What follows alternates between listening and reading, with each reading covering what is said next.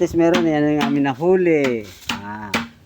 Yan na. Hamon, abalo. Nagtangan na ng gabi, sili, asin. Ngayon naman kami magkakayod. Ayan o, ginagawa yung kayuran. Ang lupit ng kayuran namin, tingnan mo. Wala kaming kayuran. Ito ang kayuran. Tingnan mo. Paano yan? Nagawang kayuran.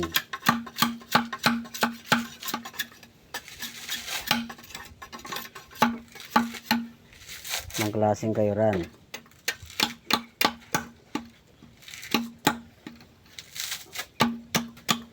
Dito lang yan sa bundok. Nagagawa sa bukid. Wala niyan sa sa Maynila. Tingnan mo kung paano ka. Dito lang yan. Tingnan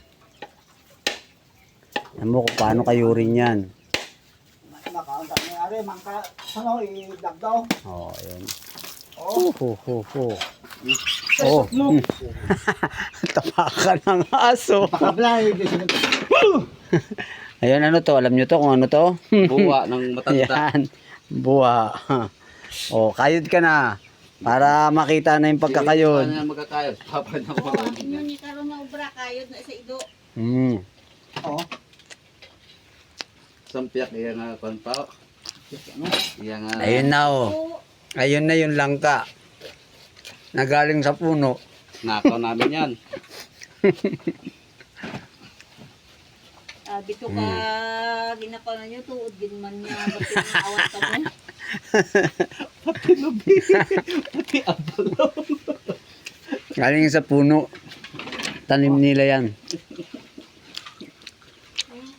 Oh? Doon sila dati nakatira sa kabila. Lumipat sila rito. Yan. Lumipat sila rito. Oh? Maya, dala ka doon. Ayan, oh. Diba? Uto nga. Okay, na dito. Hindi kumakain pa ako nito. Sila dami. Mamaya na to.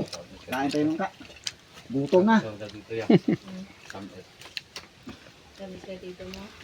Nilas ay. Di ba? Ano tamis ni Jack? Ang tapos ng iya. Ito, saan Kumakain din pala yung aso niyan. Dati yan dito. Kinakain ng aso. Pati nga wait mo nakatalikod kainin niya. Ayun, oh. So lang ka. Ang ka. Buwa. Malapos to. Ang dami pa eh, oh. Sayang eh. Hindi aso rito, pati buwak nakain. Doon sa banwa, nigyan mo ng tinapay, hindi kakainin. Mga manul sa tinapay.